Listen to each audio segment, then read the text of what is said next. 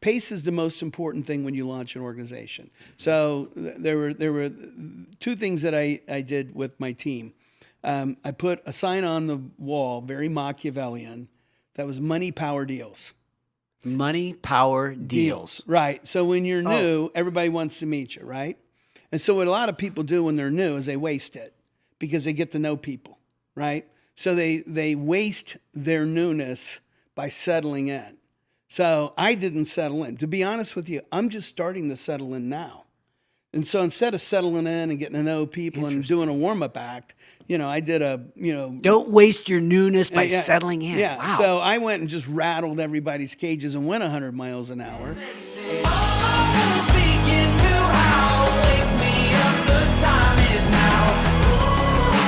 Can you hear the drumming? There's a revolution coming. Fire things that turn me on, drag my dark into the dawn. Can you hear the drumming? There's a revolution coming. All right, and I am here with Barry Broome, CEO of Greater Sacramento. He's one of my favorite guests. You've been on the show once or twice, Barry. How you doing today? Doing fantastic. Now, most of Sacramento knows you, but let's help the rest of Sacramento get to know Barry Broome. Who are you? Where did you come from, young man? Well, I'm an Ohio guy, Ohio native, and, grew up blue collar. And, of course, Ohio's economy, like all those Midwestern economy, went in the wrong direction hard. Okay. And, it was something that I wanted to change in my life. So when I got out of college, I worked corporately a few years, but went to work in the inner city in Cleveland. So I spent most of my life in Cleveland and, started trying to work on solutions for communities. And, it's what I've done with my life. It's what I've done the last 30 years. Well, you've always struck me as one of these guys that has this incredible toughness, right? I know you're a wrestler. You were highly successful there. But working on the streets there in Cleveland, I mean, what's toughened you up the most in your life? Was it one of those two experiences or something different? I think it was my upbringing. My dad was a World War II Marine, and they, Depression parents. And both my mom and my dad's family were in orphanages. Wow. Just from poverty. I knew my grandparents didn't die. They just couldn't take care of them. And that was, people forget in the 30s, how tough it was. So, when you were when I was a kid, my dad didn't believe in doctors. So if you were goofing around in the backyard and broke your arm, you didn't say anything about it. Wow. Because he was going to set it. So I was about 6 years old and I broke my hand wrestling around with my brother, and I was like keeping it in my pocket because I didn't want my old man to see my hand broken because when he found it, he was like, "Oh, I think that's broken." I said, "No, it's okay." And he was, "No, it's broken." So he had to take me out back in the shop and put my hand in a reset your hand. Your dad played Dr. Broome. Yeah, my dad gave me a shot of Jim Beam and 2 aspirin and set my hand when I was about 7 years old. Okay. And but what was cool about it was, he did little odd side jobs, and one of the things he could do was work on Corvettes. So he had some fiberglass. And so while I was, howling and moaning and groaning, he made a fiberglass cast for me, and then he had it painted candy apple red. Wow. And he put the Corvette emblem on my forearm. Oh, the coolest cast in town. I'd rather have that than that white one from the doctor that everybody writes on. Thing, yeah. So whenever we got hurt, my dad would be like, those doctors can't do anything for you that I can't do. All right, well, let's transfer. Okay, that toughness. We always know it comes from somewhere. Yeah. But think about translating that now into Sacramento, right? You had this economic development success story. You emerge onto Sacramento scene, 4 years ago or so? Yeah, 3.5. 3.5, 4 years ago. And that toughness, how have you used that toughness to build something special here at GSAC in Sacramento? Yeah, well, it's been all mental toughness. Okay. Right? So I don't tell them. I'll give you some stuff I haven't ever told anyone, right? So I got brought into the community by Kevin Johnson, Linda Katehi, Alex Gonzalez from Sac State, Pat Fry, Rob Lynch, and Dave Lucchetti. Those are the guys that brought me here. My first month, I had one meeting with Pat Fry, and he retired as the president of Sutter. So he was going to be the lead corporate partner for me. Then at the end of my first month, I went and had lunch with Alex Gonzalez, and he said, "I'm going to be retiring and stepping down from Sac State." Yeah. Right. And so 2 months later, Rob Lynch was my chair, and he told me I'm going to be retiring as the president and CEO of VSP. And then, of course, within about 6 months after that, Chancellor Katehi, ran into some complicated political situations. And then, Kevin Johnson announced he was not going to run for re-election for mayor. So how you're thinking Dave Lucchetti he's Yeah, still there, Lucchetti's right? like alive. Lucchetti, Yeah, he doesn't leave. He's yeah. implanted. But I would say, I think first of all, I will say this: it's a compliment to the community because no one knew me from Adam. The kind of validation was Rob and Alex Gonzalez and Linda and Kevin and Pat Fry. Like, you're going to love this guy. And really, the people who brought me here were all gone within my first 12 months. Well, you are one of those guys that doesn't go unnoticed, right? Yeah. You get known pretty quick. Yeah. Talk to us about winning everybody over. Yeah. First thing you got to do is get their attention. Am I right? Right, yeah. So the first thing I did, and this is what saved me and saved Greater Sacramento, and I'm going to give Anna Strauss, who's an entrepreneur Yes. now. I'm bet. chairing one of her organizations, so she's still awesome. a good friend. Sherry Little, who's at CalPERS. Yeah. Vanessa Young, who's at SMUD. I had 3 Sacto people stay and help me. Everybody else moved on and found successful careers. And I told them, I'm like, look, we got 4 to 6 months to launch this thing. If we don't launch it correctly, it's going to fail. And if we launch it correctly, it'll succeed. And we're going to know in 4 to 6 months, but no one else is going to know. And so the first 6 months I was in this job, we did 14 hours a day. And I went from 10 CEOs to 27 CEOs in 15 communities in 4 months. So started in February with 10 CEOs. By June, I had 25 CEOs and I had 15 communities. And once that launch rolled out the right way, then all of a sudden, and I had multi-year commitments, then people knew, okay, well, this guy isn't going to go away overnight. And then it allowed me to transition through those leadership changes. And then, of course, we ran hard and turned the corner fast, and we hit the corners fast. And pace is the most important thing when you launch an organization. So there were 2 things that I did with my team. I put a sign on the wall, very Machiavellian, that was money, power, deals. Money, power, deals. Right. So when you're new, everybody wants to meet you, right? And so what a lot of people do when they're new is they waste it because they get to know people, right? So they waste their newness by settling in. So I didn't settle in. To be honest with you, I'm just starting to settle in now. And so instead of settling in and getting to know people and doing a warm-up act, I did Don't waste your newness by settling in. Yeah. Wow. So I went and just rattled everybody's cages and went 100 miles an hour. And I didn't settle in. I did the opposite, right? I took a lot of risks. And I think on the money power deal standpoint is, we're a very nice community. We love soft skills, and people kept getting on my calendar who just wanted to get to know me, but they weren't a source of money. They weren't a source of organizational power, and they weren't a deal. So I put a sign up on the wall, money, power, deals. In order to get on my calendar in the first year and a half, you either had to be an investor, you had to deliver some type of power to the organization, like maybe you were the president of the Senate or the Speaker of the House, or you had to be a deal.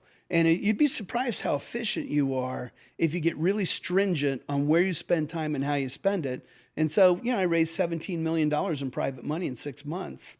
Wow. In the job. Wow. And then, as those leadership transitions came, the irony, it flipped, right? So I welcomed Gary May to Sacramento, and I welcomed Robert Nelson to Sacramento, and I oriented Darrell Steinberg to a regional economic model when those 3 institutions founded the organization, and they were the reason I came here. But within a year, I became the face of the institution and was bringing people in. And the other thing I always say is when you decide you're going to be a leader and you raise your hand to be a leader, you may not know what the call of duty looks like. So I had no intentions of coming here and being the face of the organization. I always thought that would be KJ, Linda Katehi. I was going to stay more in the background and build the institution for them and give them the infrastructure to change the community. What happened was they had all left in my first year. And so all of a sudden I became. You look around and I guess it's me, yeah, huh? right. Yeah. So I said, we had the old joke, whoever wants to volunteer forward, step forward, and everybody stepped back, and you're still standing there. Yeah. So that was, I don't tell people that, but that was a really tough period, and it took a lot of mental toughness. And what I do from a mental toughness standpoint, and get that from my upbringing, my family, I also get it from wrestling, is the intense drilling practices of a wrestler, right? So I did 200 stand-ups at the end of practice from age 8 to 23 years of old. I did 200 stand-ups. What's a stand-up? Stand-up is a move on bottom. It's a simple, basic move where you pop your hips up, get to your feet, and turn loose and face your opponent. There's a lot of ways to escape. Yep. But if you're from the Midwest, you do all power wrestling, so you do stand-ups. So my brother, when I was 8, and my brother-in-law, when I was a kid, used to make me do 200 stand-ups a day. So I'm going to tell you how important this is, right? So I did 200 stand-ups a day, and I did it my whole life. And I went into the state tournament my senior year, and my high school wrestling coach says, "You need a different move than a stand-up." And I said, "No, I don't." I said, "No one can stop it." That's my signature escape move. Yeah, that's like telling Jordan you can't go baseline, right? I wasn't Jordan. But I said, "No, I'm not going to do it." So my coach said, "I want you to pick another move on bottom, and I want you to do it 10 times after practice before you do the 200 stand-ups." And I used to complain like crazy about these 10 moves. It was called a sit out, turn in Kazoni, where you grab the head. So I was in the state finals. And unlike a lot of people going into the state finals, I was not worried that I was going to get beat. I was worried I wasn't going to be on television. I had a whole different attitude. A man with confidence. I had a lot of confidence. So I go out in this match, and, like I'm looking in the stands for my friends because I'm going to smoke this guy in the finals, right? Because I had a really hot tournament. So I go out, and I take this guy down right off the bat, real confident, and I kick him out. And I got a little sloppy because I started getting cocky, and he threw me to my back on a shot. So I crawled off the mat. I'm down 5-2, and I'm thinking, okay, it's the first period, no big deal. I got a minute left. I'm going to pop this stand-up out, the unstoppable stand-up that I've been doing 200 times a day since I've been 8 years old. Yes. And then I'm going to get back on my feet. I'll be down 5-3. I'll take the guy down. I won't get sloppy again. I got, a little too cocky here. Let's just win the match now, not become, a television star. So this kid's arms was about the size of my leg. And I'd do a stand-up, and he'd pick me up, touch my head on the top of the rafters, and slam me to the mat. And I would do a stand-up, and he slammed me 4, 5, Strong 6. kid. Yeah, I could not get away from it, right? So now I go out of bounds, and now I'm panicking because now I can't get out. So I'm down 5-2, and I can't get out. I'm walking back to the mat, and there's 11 seconds left, and I'm thinking, maybe I should try this Kazoni. Sit out, turn in Kazoni. I never hit it in a match in my life. And I hit it for a 5-point move with 11 seconds left. Wow. Yeah. So it's a cool story about meticulous details, right? Yes. But then at the same time, having some contingency plan if your meticulous details don't work. Great lessons here. Yeah. We're talking about like allocating our resources, be concise in the way we utilize our time. As a new guy, I think it's for any entrepreneur, that's always important, but also having a contingency plan. Well, a lot of guys think wrestling's an individual sport. When you start talking about what you're doing here in the Sacramento region, this is not an individual sport. You've got this board of directors, some of the highest powered players in the region from a business standpoint, and then you also have an internal team. So I'm wondering, how do you bring those two teams individually together, and then how do you get them to work alongside one another? Yeah, well, that goes back to dedication, right? So like money, power, deals, that was dedication and preparation. Okay. Right? So you got to meet Daniel Casey, my new executive vice president. Yes, awesome. Razor sharp, right? So, the goal is who beats who to the office. So, I get up at 4 a.m. I read my emails, I go to yoga, and I'm ready to go by 7. And so one of the things you got to be is an early riser. And I've done a lot of research on this. And, when you work late like we do, a lot of times you sleep in and get rolling at 9 because maybe you've been at your office till midnight. I would recommend people not do that. Right. Sleep is somewhat healthy for you, right? Well, sleep's important, but an early regiment's important because your brain is at its peak between like 6 in the morning and 10 in the morning. And so that's when you want to make your most complex decisions, in the morning. Because by 3, 4, 5, you've pitched 100 people, you're tired, you've had lunch, you're at the end of your day. So I think, I'm a big believer in preparation and dedication. So I will tell you, no one will out-prepare me, and no one will out-dedicate me, and no one will do that with Danielle Casey. So a big part of the culture when you're a leader is you got to set the standard. And if you're rolling in at 9, well, your young professionals are going to roll in at 9:30. But if your team rolls in at 9 and your leadership's been at their desk since 7 o'clock, you start to set the tone for the intensity of the work environment. But at the same time, make it fun, right? So I think you got to lead by example, because between 40 board members, 19 communities, 19 economic development directors, a team of about 15 people, a lot of eyes on me, it's really about a standard of how you set on how you operate and lead, because you really can't manage individually that kind of network. So you set culture, you set standards, you set pace, and then, you go from there. Who gets there first, you or Danielle?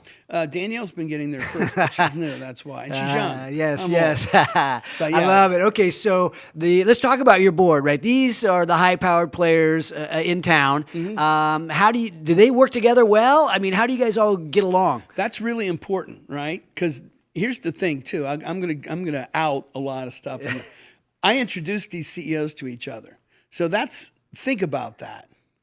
Think about having the CEO of McClatchy meet the CEO of Raley's on this board. Yeah. And think about how important McClatchy and Raley's have been as an institution in this community. For sure. So it speaks to one of the civic breakdowns that I see in California. So if you're one of the CEOs in Chicago, you know all the CEOs in Chicago, and you've known them forever. If you're one of the CEOs in Phoenix, they all know each other. But here in Sacramento, the CEOs didn't know each other at all because they weren't engaged in the community. So a big part of it was, getting these CEOs to become an informal network of friends and leaders themselves. And that's what's starting to happen in the organization. Because the breakdown of that occurs like this. Who's the MLS deal? Oh, that's Kevin Nagel's deal. Well, that's the community's deal. Kevin's just on the point. We're working with bringing in higher education in Placer County. Whose deal is that? Oh, that's AKT deals. That's Angelo Sakopoulos' deal. Right. That's Kyriakos' deal. Yeah. And I've been a big fan. Hey, that is the community's deal. And I certainly expect the CEOs of the region to back the Placer County Higher Education Initiative. And the CEOs of the region need to back MLS. Without a doubt. Yeah, and the CEOs of the region need to back Daryl Steinberg and need to back Gary, right? So now what you end up creating is the organization becomes a leadership service model for a mayor and a university president, because when they step into something, they snap their fingers and 40 CEOs show up. Yeah, and that's very thinking powerful. about that, we all care about our hometown. I'm trying to demonstrate that by having an entrepreneurial radio show, because I think entrepreneurs are key. But thinking about, you're introducing these people who don't really know one another. It starts with just getting to know each other when you're building a team. But I imagine there's got to be issues, right? Challenges in getting these opposing goals, opposing mindsets to work together. Yeah. I mean, how do you get them thinking one goal? Well, first off, use evidence, right? So we drive data a lot. I mean, as you know, when I talk about UC Davis, I have a command of the data. So when people talk about UC Davis and Aggie Square, is that for the city of Sacramento, for the region? Well, when you look at the region's economic health, we've not been able to capture our college graduates, and it's one of the real vulnerabilities. They're moving away. Yeah, they're moving away. So if Aggie Square starts capturing college graduates and starts to familiarize UC Davis with the community, the students themselves, now the students want to live here. So when employers come in and talk to the students and they say, where would you like to live? UC Davis students are now starting to say, well, I'd like to live in the Sacramento area, where 10 years ago it was, I'm going to live in San Francisco, LA, Seattle, or Austin. So understanding how these things create value across agendas and politics is really important. And we use evidence and data on that. Well, I wonder about, we only have a minute or two left, but I'm wondering about Barry Broome's time. You're obviously very concise, you're data-driven, you've got things thought through, but I mean, a big piece of economic growth is recruitment. And there's another side that has to do with retention. Mm-hmm. How do you divide those two timelines, or the two time constraints? Yeah, well, first off, it's really important to understand what will change the economy, right? So we start with a competitiveness agenda, right? So, John Jackson from William Jessup. You bet. Willie from Sierra College, Will and Duncan, those two guys lead our competitiveness agenda. So we take evidence and analytics, and then basically we look at, where should we be appropriating money, time, and energy as a region to strengthen our market position. And I put a lot of energy into bringing that kind of thinking into local activities and policies, right? So we knew, for instance, we're almost last in the United States at capturing college graduates. We also know we're not capturing UC Davis commercial activity. We also know that UC Davis tends to sit over the causeway and not be engaged in the urban core. So Aggie Square solves all those problems. So it gets looked at as maybe it's an urban campus. What is it? Is it a medical school thing? But it's really a solution to huge competitiveness deficiencies. And so when you can demonstrate that from an evidence standpoint, that's really important. Now, Aggie Square will lead to spinouts. Aggie Square will lead to expansion. Aggie Square will lead to attraction. And Aggie Square will increase our competitiveness. Kind of does all of it, huh? Yeah, it does all of it. So I try to find these big institutional plays that allow it to do this. Like MLS, I'm a huge champion of MLS. What will MLS do? What is the number one sport for millennials? It's soccer. It's not football. Yeah. So MLS gives us an appeal to the 18 to 34-year-old educated people, which is the most important part of your workforce to beef up, which will also lead to capturing UC Davis graduates and Sac State graduates. But also San Francisco does not have an MLS team. So I think we could be the San Francisco Giants of San Francisco. Now you got Bay Area people coming to Sacramento because of Republic fans, and there's a lot of talent and money that start to see our city. Third thing on MLS is, gets the rail yards off the ground. So Kaiser's going to be a success story there, but putting a $250 million stadium builds the rail yards, which is an eyesore. No offense to the community, but the rail yards are damaging the community's reputation, because when you drive by it for 25 years and see it empty, you think the town's not going in the right direction. So the rail yards, I always say the rail yards, since I'm from Ohio and I got a lot of hillbilly in me. So when you live in Ohio, people used to work on their cars in their front yard. And so if you were really doing engine work, you would put your cars on the front yard on blocks for a month. My mother hated that. She would just raise all kinds of heck over that. And we used to joke like, hey, and then somebody try and sell their house and they'd keep their cars on the blocks out front and could never sell their house. The rail yards is like having a car on the blocks in your front yard. I'm on the investor group of the Republic, and I see things coming together in that group. It's I agree, a huge Republic fan. And obviously, that's an enormous piece of property, right? It's a huge infill property. And so months it's an on opportunity. ESPN. I mean, the Kings build our brand. Golden One and the Kings have built our brand up quite a bit. And the experience that the community has going to the Eagles creates energy and civic culture, right? Now you bring in an MLS team and you've doubled the impact of Golden One and the Kings. You throw in Kaiser, right? And now all of a sudden your urban core is no longer something that sets Placer County back, right? So the reason you build regions, when you think of Detroit, do you think of a positive thing or a negative thing?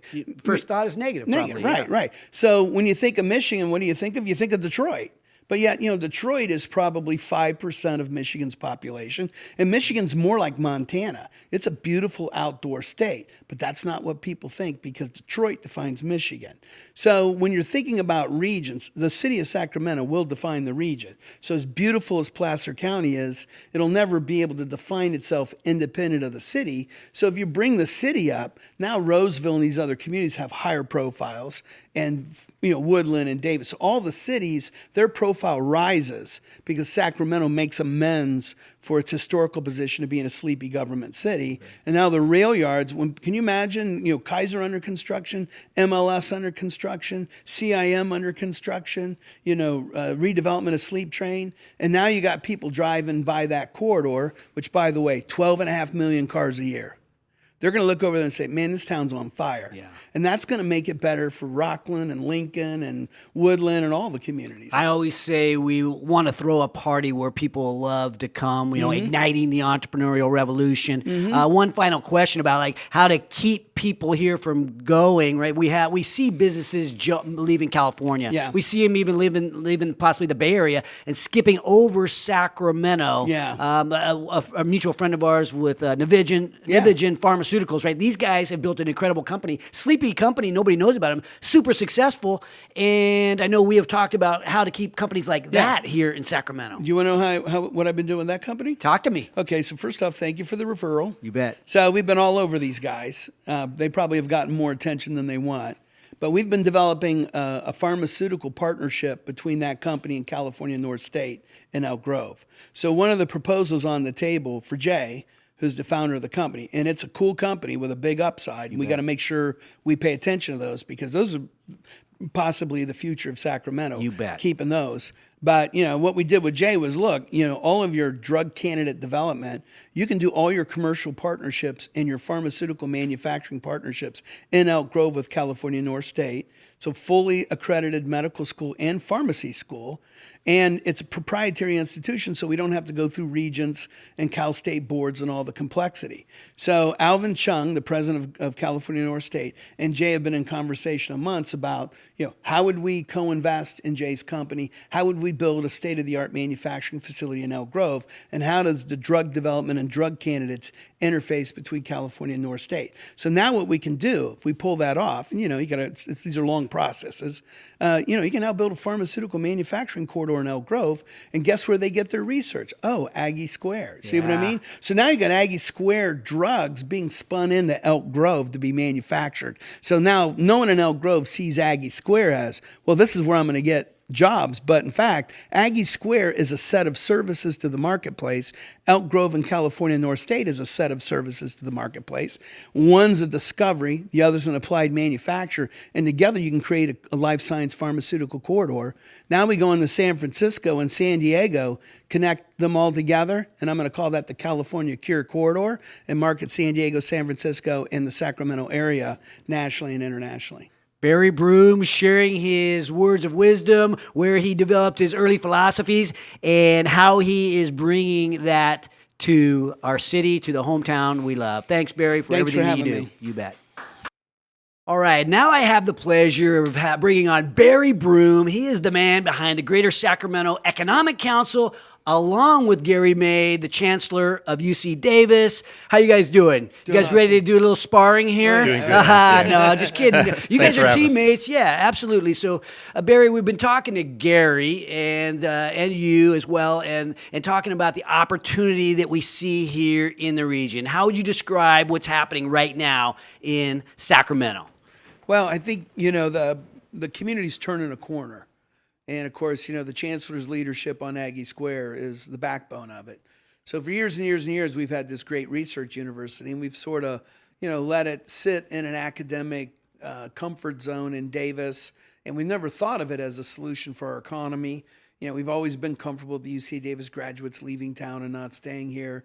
And when you measure the economic impact of capturing UC Davis graduates, commercializing the research, and leveraging the university and corporate partnerships around Aggie Square, that's going to be the foothold that's going to allow us to move away from a government economy to a more advanced tradable sector. Yeah, obviously huge. Gary, what made you decide to locate it right here in the heart of Sacramento? Well, this was inspired by my experience in Atlanta at Georgia Tech with Technology Square, which is a partnership between the university, the business community in Atlanta, and the city. I thought we could do something similar here in Sacramento. We needed to have an urban environment, not the college town environment in Davis. And was fortunate to get a good partner originally in Darrell Steinberg, the mayor, who I invited to come to Atlanta to take a look at Technology Square, and he brought Barry and a few other business leaders along with him to Atlanta, and we all clicked, and the idea of doing this in Sacramento was compelling, and that kind of got us off started. What kind of impact did Technology Square have on Atlanta? It was really transformational. It took a sort of a rundown neighborhood in Atlanta and turned it into a thriving sort of live, learn, work, play ecosystem. It's got housing, it's got retail, it's got certainly the research and the incubators and the innovation activity for the business community, and about 30 companies have co-located with that university. And Wow. in that development, we're hoping for similar success here in Aggie Square. Well, Barry, you're kind of the analytics guy. You're much more than that. You're like the chief sales guy here for our city. But thinking about the analytics, I mean, how would you measure the impact? Well, I think there's a couple of things. I mean, one of the things that Aggie Square will do is it'll elevate UC Davis's reputation, but take us up with it. And I think a lot of people have underestimated UC Davis, and I really think UC Davis can be the most important public university in the United States, and I think Aggie Square is going to be the catalyst to demonstrate that. But one of the things that when we talk about Measure U, which is this sales tax that we've supported that Darrell Steinberg has led, you know, you need tax base, you need jobs, you need investment near the neighborhoods. So Aggie Square could pay as much as $100 million in taxes at build out to the city of Sacramento. It could also elevate to 27,000 high-wage jobs right in the core of the community.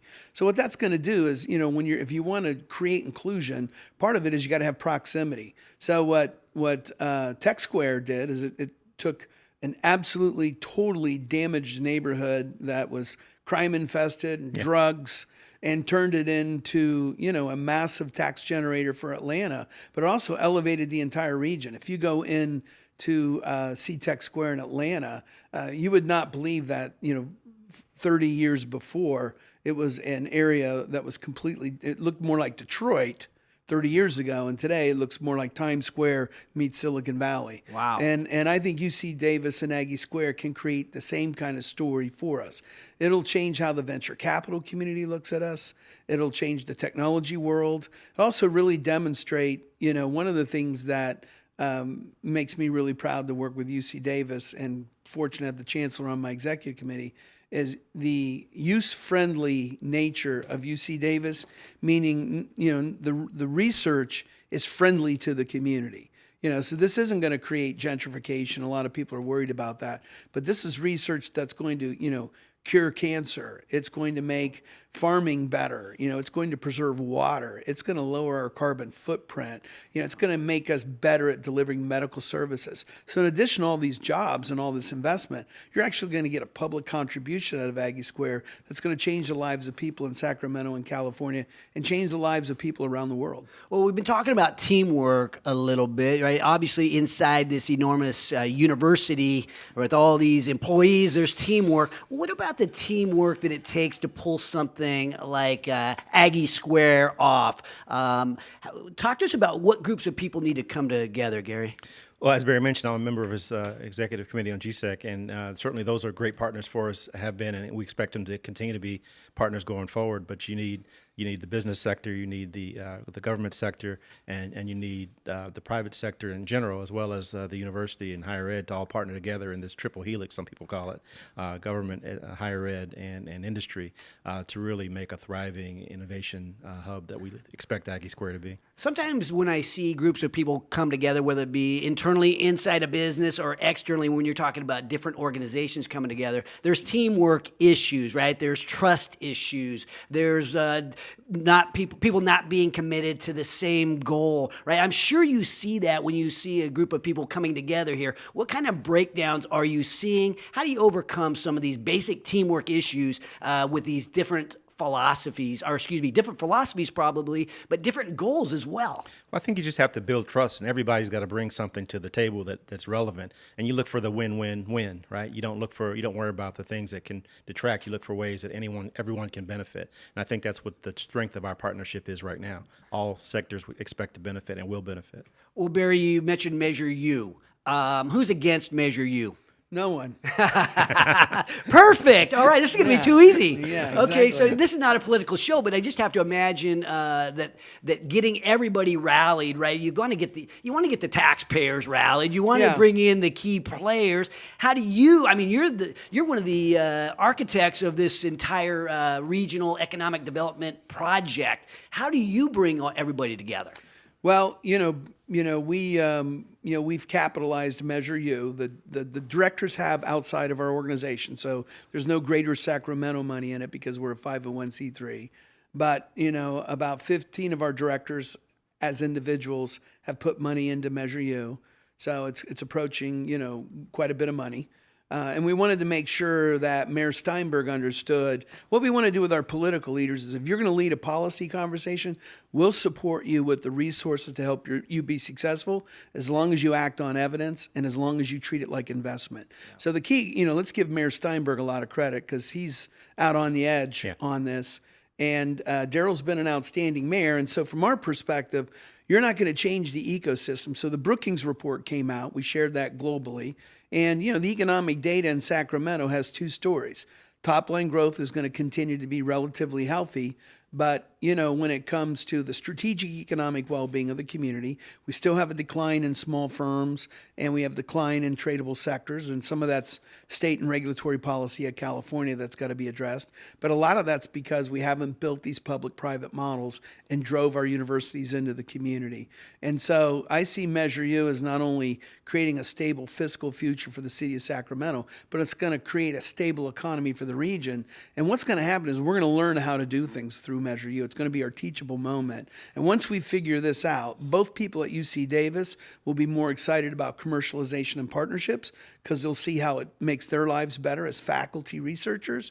But also, I think you'll see the city of Davis change its view of how to build a research park with UC Davis because they're going to start to see that, hey, this could be really valuable for us. But inside Davis, we've always let the research park be traffic and housing costs and congestion, and so it's never really gotten traction. But I think with Aggie Square in Sacramento, I think you'll see Davis change its view on its partnerships with the universities. So the whole region will start to elevate because of both those institutional changes. Well, wondering about geographically, right? You're right there in the heart of Sacramento. I want to contrast it to your experience in Georgia, right? You were in closer proximity to the college there in Georgia. Here, you're moving it down the corridor a little bit. Are there extra challenges associated with that? There'll be some, but I think we've already addressed the transportation issue. We won a grant from Electrify America to put 12 electric buses on a path back and forth between Davis and Sacramento, and that'll relieve a lot of those issues immediately. And we expect that those buses will be, Wi-Fi enabled and be fairly nice and make that transportation back and forth seamless to the passengers, and people won't even think about it. Okay, just some closing thoughts about the leadership of Sacramento, beyond Darrell Steinberg, beyond Barry Broome, just the different constituents out there that need to come together in order to make this thing thrive. Closing thoughts, Gary?